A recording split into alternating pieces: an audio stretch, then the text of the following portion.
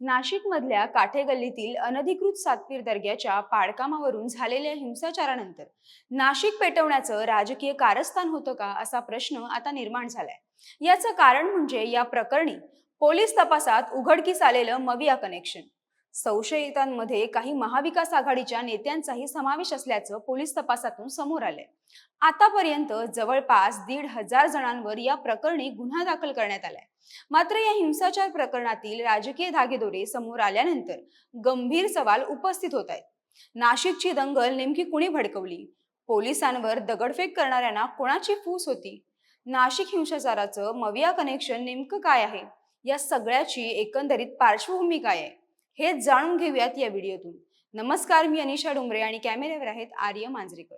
तारीख 15 एप्रिल 2025, वार मंगळवार, मध्यरात्रीच्या 1:30च्या सुमारास नाशिकमधील काठे गल्लीतील अनधिकृत सातपीर दर्गा जमीनदोस्त करण्यासाठी महानगरपालिकेचे कर्मचारी घटनास्थळी दाखल झाले होते। दर्ग्याच्या पाडकामाला सुरुवात करण्यापूर्वी धार्मिक विधी पार पाडण्यात आले।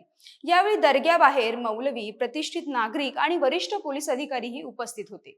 मुंबई उच्च न्यायालयाच्या आदेशानंतर मौलवी आणि प्रतिष्ठित नागरिकांनी हा दर्गा हटवण्याची तयारी दर्शवली होती। मात्र उस्मानिया चौकाच्या बाजूने आलेल्या जमावानं गोंधळ घालण्यास सुरुवात केली।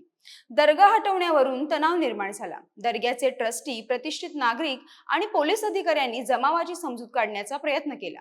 परंतु पाडकामादरम्यान शेकडो धर्मांध कट्टरपंथींच्या जमावानं पोलीस आणि पालिका कर्मचाऱ्यांवर रात्रीच्या सुमारास तुफान दगडफेक केली। हिंसा रोखण्यासाठी तसेच दंगल सदृश स्थिती नियंत्रणात आणण्यासाठी पोलिसांना अश्रुधुराच्या नळकांड्या फोडाव्या लागल्या, सौम्य लाठीमार करावा लागला। या सातपीर दर्ग्याचं अनधिकृत बांधकाम हटवण्याची नोटीस नाशिक पोलिसांनी दर्गा ट्रस्टला 15 दिवसांपूर्वीच दिली होती। मात्र कोणतीही कार्यवाही न केल्यानं नाशिकचे पोलीस प्रशासन आणि महानगरपालिकेनं अखेर पाडकामाला सुरुवात केली। हा अनधिकृत दर्गा पूर्णपणे हटवण्यात आला असून त्याचा राडारोडा देखील उचलण्यात आलाय। दरम्यान कट्टरपंथींच्या हल्ल्यात 31 पोलीस कर्मचारी जखमी झाले होते।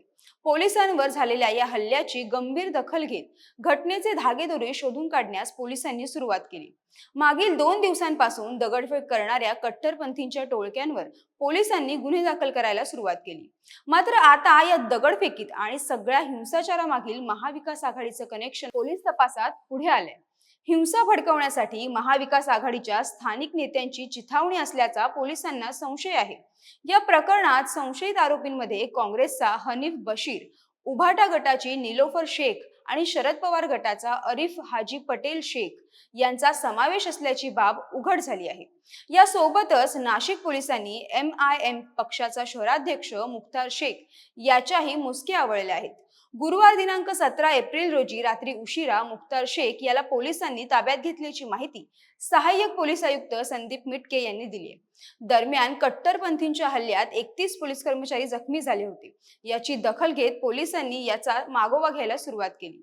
मागील 2 दिवसांपासून दगडफेक झालेल्या मुंबई नाका पोलीस ठाण्यात आतापर्यंत तब्बल 1,500 अज्ञात व्यक्तींविरोधात गुन्हे दाखल करण्यात आले आहेत।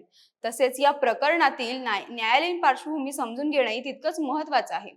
या प्रकरणी न्यायालयात झालेल्या सुनावणीमध्ये कोणते खुलासे झालेत याविषयी थोडक्यात माहिती घेऊयात। सातपीर दर्गा कमिटीची 25 फेब्रुवारी रोजी मुंबई हायकोर्टात याचिका दाखल केली।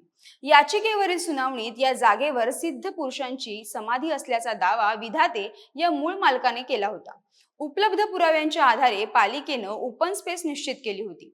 पालिकेनं सातपीर दर्गा 2016 मध्ये अनधिकृत ठरवला होता। 15 दिवसात अनधिकृत बांधकाम काढण्याची नोटीसही जारी केली होती।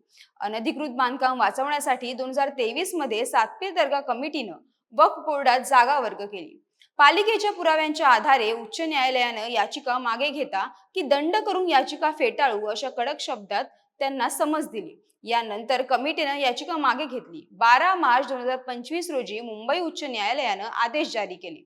एकंदरीतच आताच्या या संवेदनशील काळात राजकीय नेत्यांनी सामाजिक स्वास्थ्य अबाधित राहावं यासाठी पुढाकार घेणं गरजेचं असताना राजकीय नेतेच हिंसेला प्रोत्साहन देत असतील, त्यांची अशा प्रकारांना फूस असेल तर त्यांच्यावर कठोर कारवाई होणं हे गरजेचं आहे। पोलिसांवर हल्ला घडवून, लोकांची घरं पेटवून, दंगली घडवून जर कोणी आपली राजकीय पोळी भाजण्याचा प्रयत्न करत असेल, तर अशा समाजकंटकी प्रवृत्तींना आळा बसणं हे आवश्यक आहे. यावर तुमच्या प्रतिक्रिया काय आहेत ते कमेंट करून नक्की कळवा. व्हिडिओ आवडल्यास लाईक करा, शेअर करा आणि महा एमटीव्हीच्या यूट्यूब चॅनलला सबस्क्राईब करा. धन्यवाद.